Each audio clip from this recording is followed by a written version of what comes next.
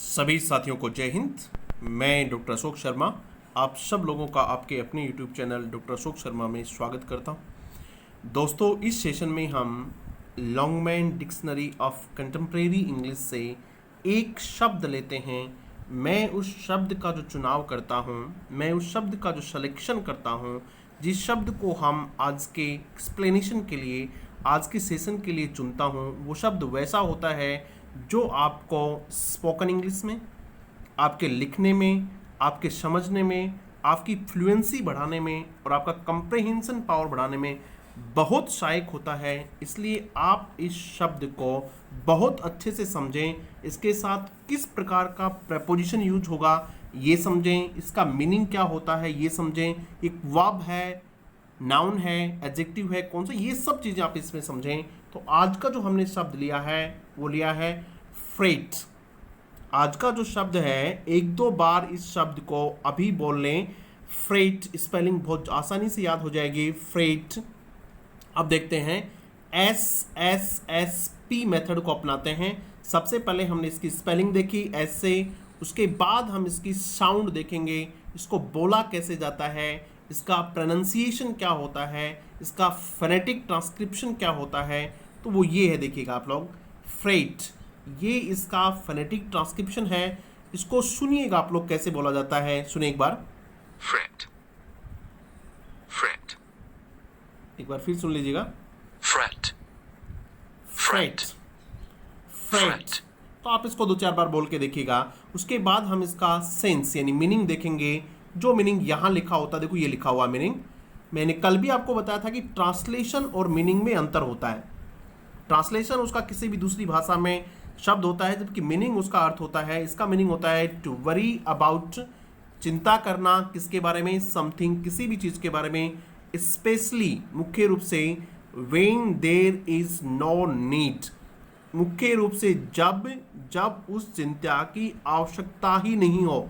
उस समय अगर आप चिंता कर रहे हैं तो उस चिंता करने को क्या कहा जाता है, फ्रेट कहा जाता है। उस चिंता को क्या कहा जाता है, फ्रेट कहा जाता है। क्लियर है। अब देखिएगा ये कौन सा पार्ट ऑफ स्पीच है, ये पार्ट ऑफ स्पीच है वर्ब। यहाँ लिखा हुआ है ये वर्ब है।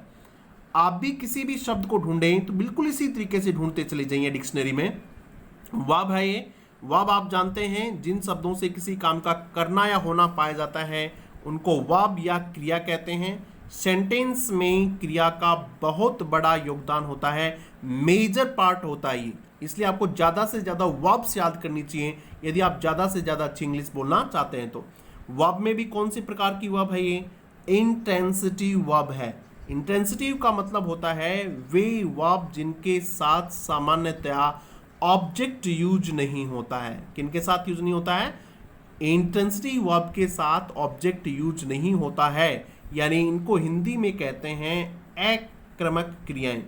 क्या कहते हैं इनको, अक्रमक क्रियाएं कहते हैं। तो ये जो क्रिया है इसके साथ ऑब्जेक्ट की आवश्यकता नहीं है। जिस तरह से गो वर्ब है, इसके साथ ऑब्जेक्ट की आवश्यकता नहीं होती है। स्लीप वर्ब होती है, उसके साथ ऑब्जेक्ट की आवश्यकता नहीं होती है। तो ये इंटेंसिटी वर्ब्स होती हैं। क्लियर है। अब देखिएगा आप लोग, इसका यूज हम कैसे करेंगे वो समझने की कोशिश करें। उससे पहले हम थोड़ा इसका सिमिलियर वर्ड देख लेते हैं। तो इसका सिमिलियर वर्ड होता है WORRY, वरी। वरी यानी चिंता करना होता है। वही आज से आप क्या करेंगे, वरी शब्द के स्थान पे आप फ्रेट वर्ड यूज करेंगे, ताकि आपका इंग्लिश का जो बोलने का स्तर है, फ्लुएंसी का स्तर है, समझने का स्तर है, थोड़ा और बढ़ जाएगा। क्या यूज करेंगे, फ्रेट। कोई बच्चा कहता है डोंट वरी, तो आप क्या कहेंगे, डोंट फ्रेट। क्या कहेंगे, डोंट फ्रेट, चिंता करने की आवश्यकता नहीं है। एक वर्ड होता है मॉप, MOPE, मॉप। मॉप का मतलब भी होता है अनावश्यक चिंता करना। ठीक है, थोड़ा निराश सा हो जाना, फील डिजेक्टेड, फील यानी महसूस करना, और डिजेक्टेड का मतलब होता है निराश, निराश महसूस करना, थोड़ा चिंतित हो जाना, उसको कहते हैं मॉप। ये भी वर्ब है। मॉप भी क्या है, वर्ब है। सेंटेंस कैसे यूज कर सकते हैं, मॉप का करके दिखाता हूं। No use mopping, no use, कोई फायदा नहीं है। नो यूज के बाद में ING वर्ब आती है, ध्यान रखना। नो यूज मॉपिंग, चिंता करने का कोई फायदा नहीं है। थिंग्स कुड बी वर्स, चीजें और भी खराब हो सकती हैं। यानी चिंता करने का कोई मतलब नहीं है। Things could be verse, could be verse, WORSE, could be verse. ठीक है, तो इस प्रकार से आप मॉपिंग वर्ड का भी यूज करेंगे। मॉप है जिसके लास्ट में ई होती है, उसको ई हटा देते हैं और क्या लगा देते हैं, ING लगा देते हैं। इसलिए वॉप तो मॉप थी लेकिन हमने इसको मॉपिंग बना दिया। तो ये कुछ इसके सिमिलियर वर्ड थे। ठीक है, कौन कौन से सिमिलियर वर्ड देखे भी हमने, वरी और मॉप देखा। उसके बाद में इसके ऑपोजिट वर्ड देखिएगा, काम, CALM, काम यानी एकदम शांत रहना, चिंता करने की जरूरत नहीं है। बी कूल, काम एंड कंपोज्ड, बहुत शानदार वर्ड होता है। सेंटेंस कई बार लिखते हैं बी कूल, बी कूल, बिल्कुल शांत रहिए, चिंता करने की, गुस्सा करने की कोई आवश्यकता नहीं है। बी कूल, काम एंड कंपोज्ड, तो कूल के बाद काम वर्ड लिखते हैं अपन।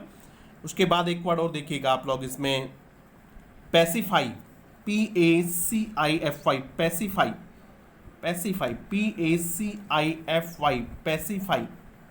ठीक है, एक वर्ड प्लेकेट होता है, placket, PLACAT, placket, PLACAT, placket, ये भी शांत करना होता है, गुस्सा जिसको आ रहा है उसको शांत करने से संबंधित वर्ड होते हैं।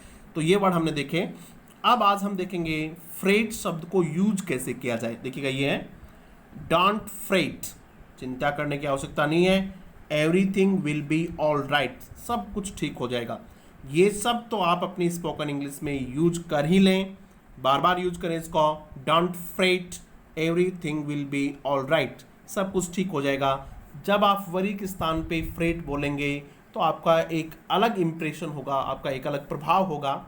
उसके बाद देखिएगा, फ्रेट के बाद जो प्रेपोजिशन आता है या तो वो अबाउट आता है, ध्यान दीजिएगा, फ्रेट के बाद जो प्रपोजिशन आता है या तो अबाउट आता है या फिर जो प्रपोजिशन आता है वो ओवर आता है। दोनों में से एक प्रपोजिशन आप यूज करेंगे। दोनों के मैं एग्जांपल आपको लिख के दिखा देता हूं। पहला इसमें दिया हुआ देख लीजिएगा, she is always fretting about the children, वो हमेशा बच्चों के बारे में चिंता करती रहती है। She is always fretting about the children, about the children, वो हमेशा बच्चों के बारे में क्या करती रहती है, चिंता करती रहती है। तो ये फ्रेट था। She has always been fretting about the future possibilities, एक सेंटेंस और लिख लेते हैं, सी हैज ऑलवेज बीन, हमेशा करती रही हो, she has always been fretting about, FRETTING, fretting about, about हर रिजल्ट लिख लेते हैं, कोई भी किसकी भी बारे में चिंता करना, फ्रेटिंग अबाउट। उसके बाद आप लिख दो द पॉसिबिलिटीज ऑफ फ्यूचर, भविष्य की संभावनाओं के बारे में, हर रिजल्ट, अपने रिजल्ट के बारे में, हर परफॉर्मेंस, अपनी परफॉर्मेंस के बारे में, यहाँ कुछ भी शब्द लिखेगा और इस प्रकार के सेंटेंसेस आप पे बनाइएगा और उनको यूज कीजिएगा। उसके बाद एक वर्ड होता है ओवर, इसके बाद ओवर भी यूज किया जाता है। उसके सेंटेंस कैसे, there is no point in fretting over it now, कोई फायदा नहीं है, there is no point in fretting, ऐसे लिख लीजिएगा आप लोग, अब कोई फायदा नहीं है। देयर इज नो पॉइंट का मतलब होता है कोई मतलब नहीं निकलता है, देयर इज नो पॉइंट, इसको भी आप यूज कीजिएगा, कोई फायदा नहीं है, कोई मतलब नहीं, देयर इज नो पॉइंट किसका, in fretting, FRETTING, in fretting over it now, fretting over it now, अब इस पे चिंता करने की कोई मतलब नहीं है, there is no point in fretting over it now. इस प्रकार से आप अपनी स्पोकन इंग्लिश, अपनी लिखने की शैली बहुत अच्छे तरीके से इसको मजबूत कर सकते हैं। उसके बाद देखिएगा, फ्रेट दैट, इसके साथ दूसरी क्लोज जब यूज हो तो मैन ऑफ 50 साल के आदमी हो जाते हैं, फ्रेटिंग दैट, इस बात की चिंता करते हैं, they are no longer young, अब वो और ज़्यादा जवान नहीं, यानी अब वो क्या नहीं रहे हैं, जवान नहीं रहे हैं। इस प्रकार के सेंटेंस भी कल भी मैंने आप लोगों को बताया था, नो लॉन्गर शब्द का यूज करना, आप इस शब्द को भी खूब यूज कीजिएगा। नो लॉन्गर स्पेलिंग आसान है, आप इसको स्पोकन इंग्लिश में बहुत यूज कीजिएगा, चीज़ें आप लोगों को बहुत अच्छे से समझ आएंगी। यदि आप चैनल पे पहली बार हो तो इसको सब्सक्राइब आप कर लेंगे, मेरे कहने की आवश्यकता नहीं है। अपने मित्रों के साथ खूब साझा कीजिएगा, खूब प्रैक्टिस कीजिएगा और बहुत अच्छी इंग्लिश बोलिएगा। Thank you very much.